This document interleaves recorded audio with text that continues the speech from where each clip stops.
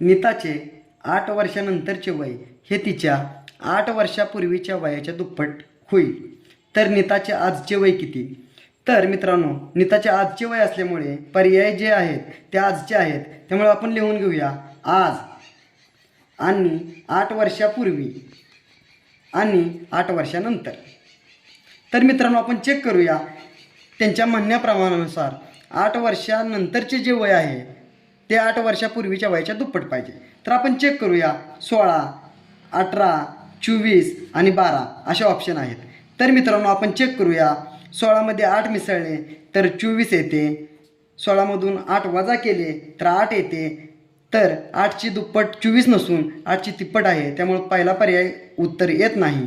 दुसरं चेक करूया आपण 18 + 8 केले तर 26 येते, 18मधून 8 वजा केले तर 10 येते. 10ची दुप्पट ही 20 असते, 26 नसते, त्यामुळे दुसरा पण ऑप्शन उत्तर येत नाही.